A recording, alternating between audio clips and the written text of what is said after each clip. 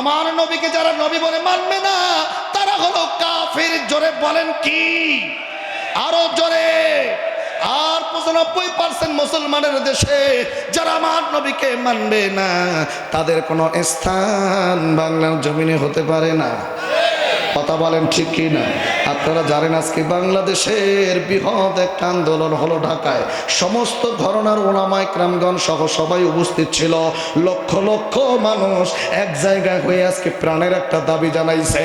বৃহৎ 95% মুসলমানের দেশে যারা আমার নবীকে মানে না এই ভণ্ড কাদিয়ানীদেরকে মুসলমান বলা যাবে না, রাষ্ট্রীয়ভাবে এদেরকে কাফের বলে ঘোষণা দিতে হবে।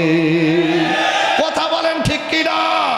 আর যদি আগামীতে ওসিরাই যদি কাদিয়ানীদেরকে ভণ্ড কাদিয়ানীদেরকে যদি কাফের বলে ঘোষণা না দেয় আমরা বসে থাকবো না, মাথার পাগড়ি কোমরে বাঁধবো, ময়দানে নামবো, নবীর দুশমনদেরকে হটিয়ে ছাড়বো। কারা কারা রাজি আছো দুই হাত তুলে দেখাই দাও।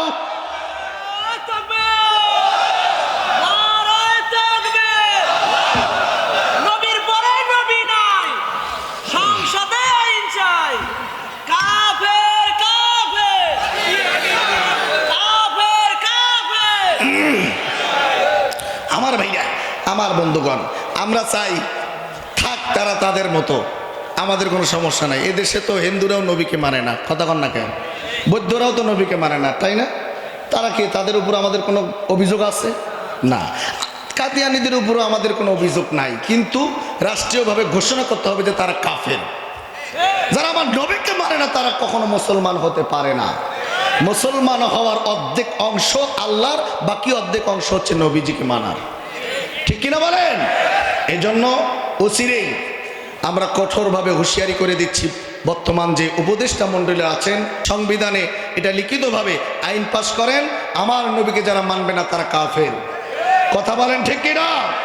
আর যদি না করে এদেশের তৌহিদ নবীর আশিকরা যদি রাস্তায় নামে তাদেরকে আটকানো মহা মুশকিল হয়ে দাঁড়াবে।